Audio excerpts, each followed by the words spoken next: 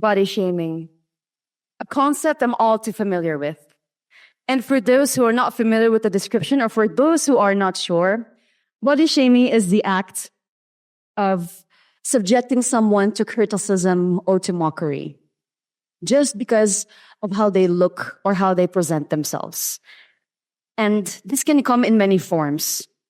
This can be through friends at family gatherings or at school, by your fellow students. This can also happen by co-employees, by your supervisors at work, but also by family members at family reunions and at home.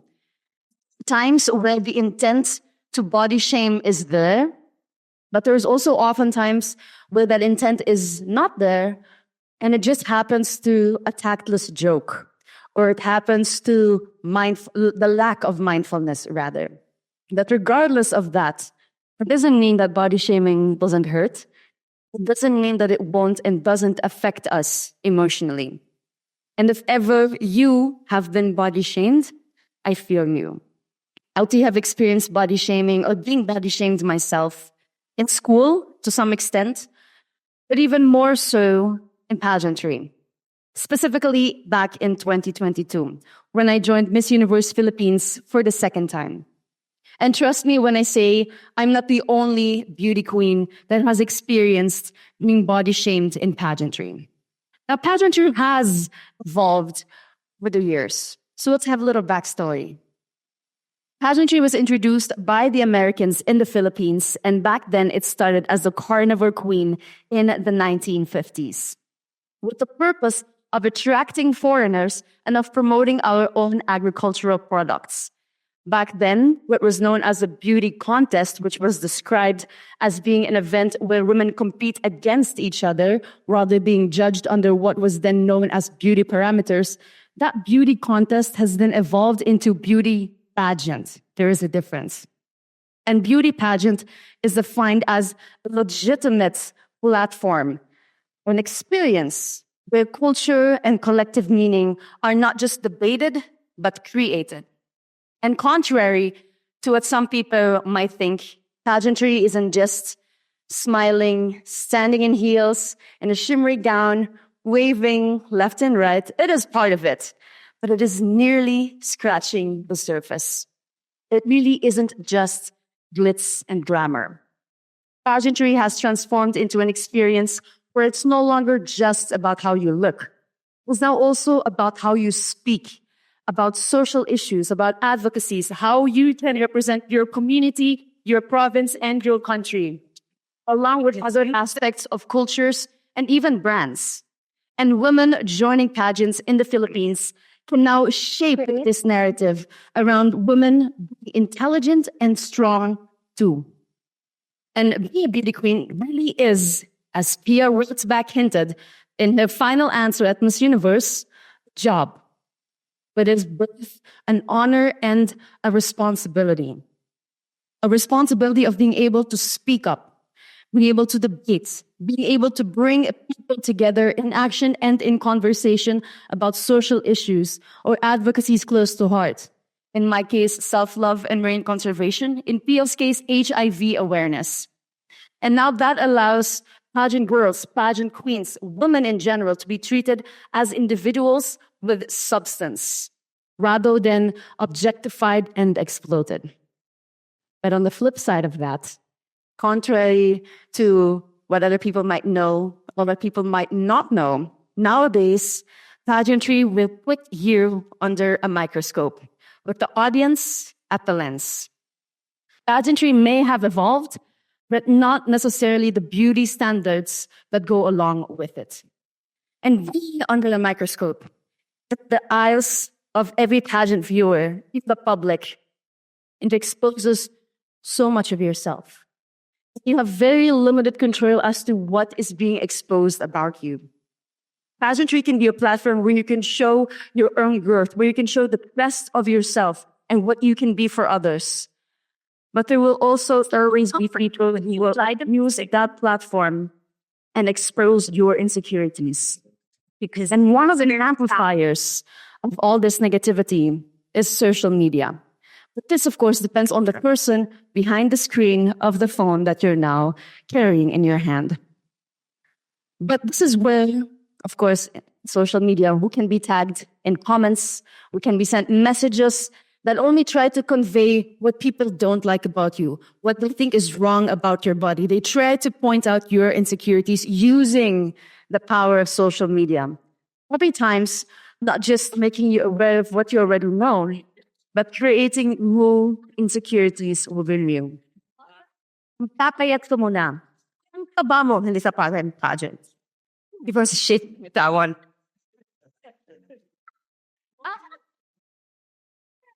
You didn't pay to get emotion.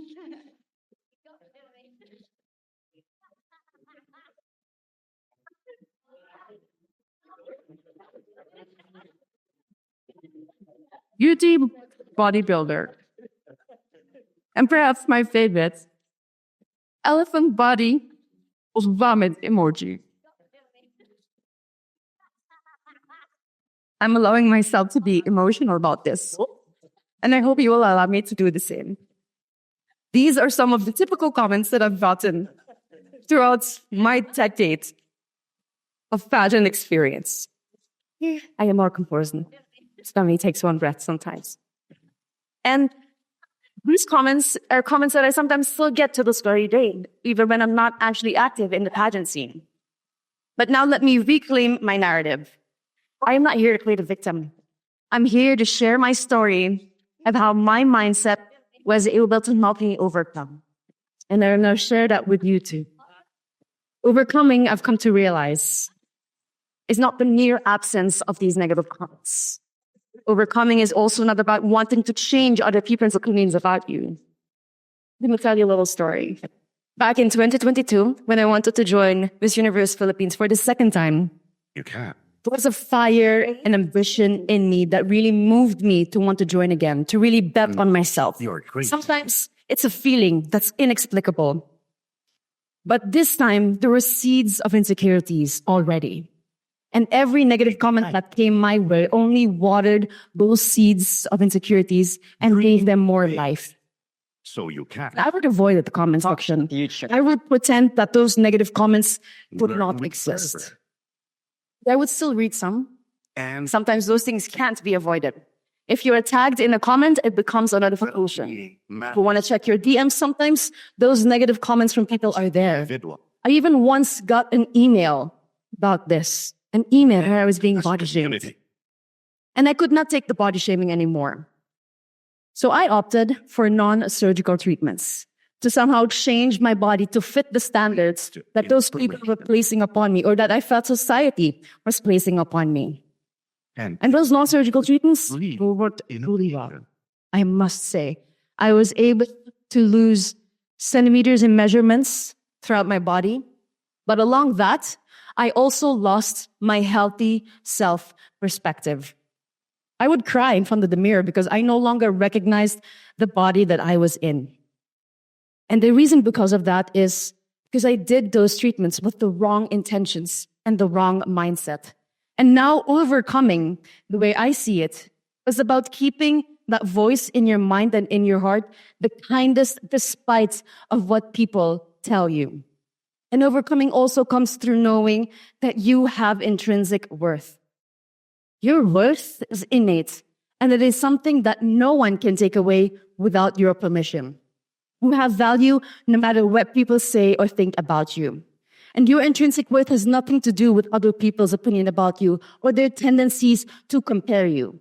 Nor does intrinsic worth have anything to do with your own tendencies to compare yourself with others and compete. Sometimes life really challenges the way we value ourselves. Even then, Why that constrain? intrinsic worth never goes away.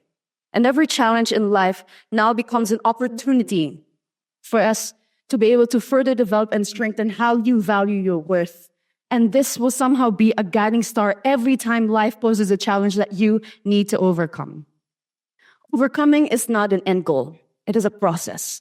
And I underwent those non-surgical treatments with the intention of wanting to change other people's opinions about me.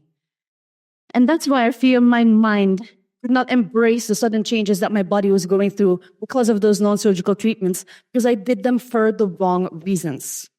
Those procedures worked really well, but you have to want them for you. Your choices need to empower you.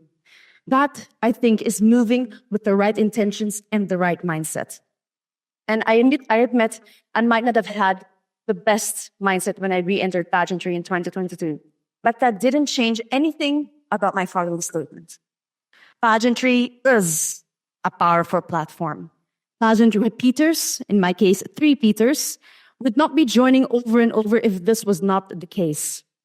Pageantry can be very challenging in terms of time, in terms of resources, physically, mentally, emotionally, financially, but it is still very transformative. On an external level, yes, and on what you can be for others and be on a social scale on a bigger platform, but also internally in how you can be more for yourself and how you can grow, not to be perfect, just to be better.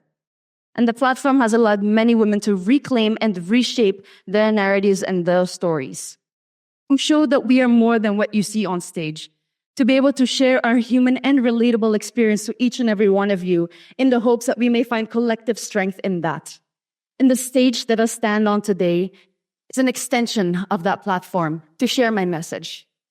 If you work hard and self-develop to meet a certain or a higher standard, that's growth. But if you courageously choose to set a new standard or be your own standard, now that's transformational. And it can be transformational for others too. We are not defined nor limited by other people's actions or opinions about us. We are not defined by all the different standards that society tries to place upon us. And if outside validation is all that we crave, then we will forever be hungry. And in this journey of self-discovery and self-love, let's focus on gaining strength mentally, yes, physically also. And we can do this in different ways. Showing up for yourself. Be mindful of what and who you are grateful for. Being your own greatest supporter by giving yourself kindness, grace, and those affirmations that you need. And for allowing vulnerability. And to make it move you to ask for help when you feel you need it. It's okay. And these may be my own realizations from pageantry, but these can definitely also be applied in life in general. But now that we know what doesn't define us, we can move on to what can. It can be defined through our character intentions and our dedication to ourselves and the person we can still become in this process.